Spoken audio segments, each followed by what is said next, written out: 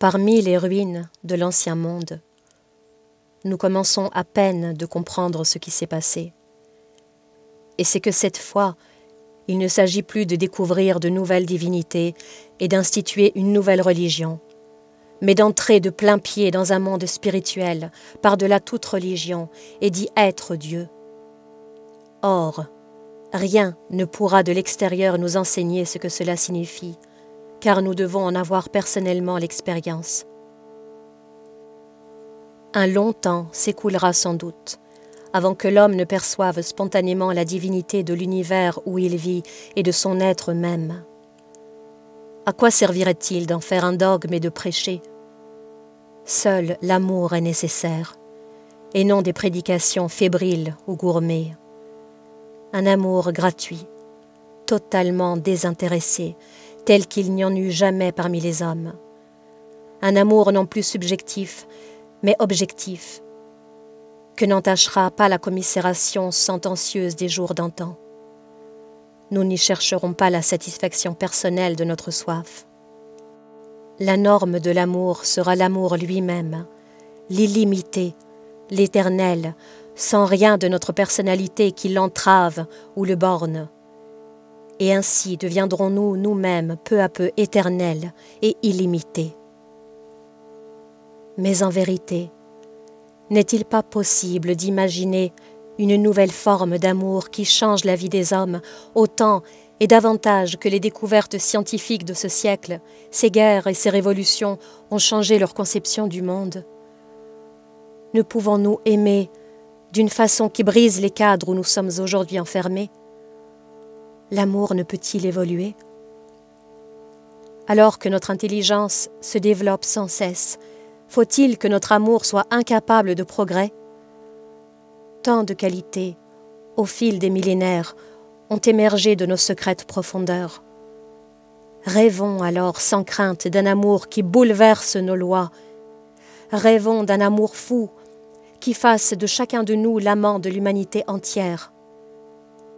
L'amour infini, l'amour divin, l'amour éternel est en nous, et c'est de cet amour-là que nous devons devenir les vaisseaux conscients, car toute sagesse est perception de Dieu, et amour de son amour, et toute sagesse est vaine, qui ne se transforme en acte.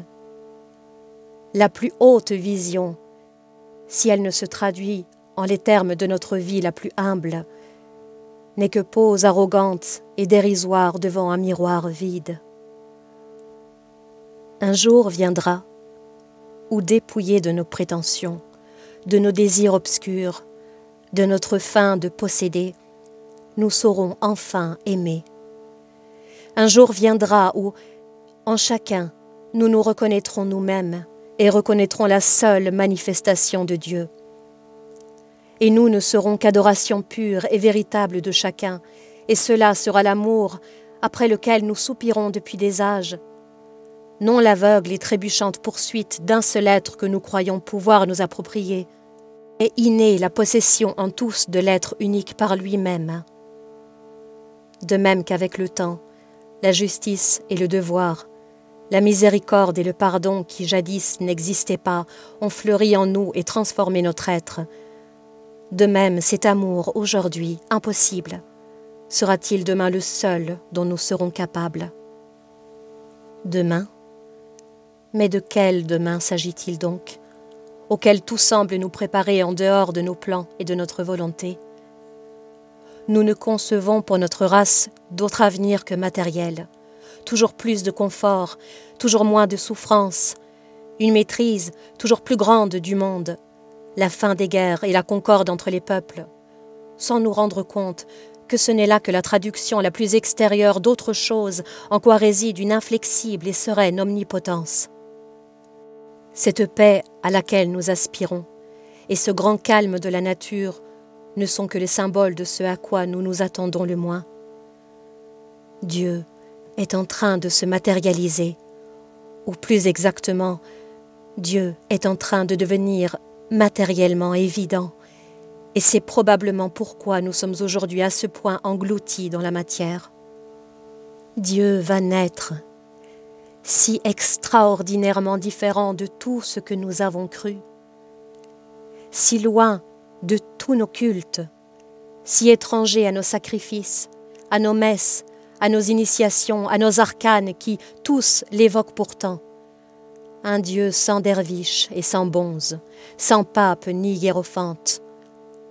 Pas de trompette, pas de gong, pas de tambour ou de grands orgues, pas de voile, de plumes, de joyaux, d'autels, d'arches ou de tiares, pas d'égorgement rituel, pas d'encens qui brûle et qui enivre, pas de chant, pas de prière, pas de procession et de prosternation.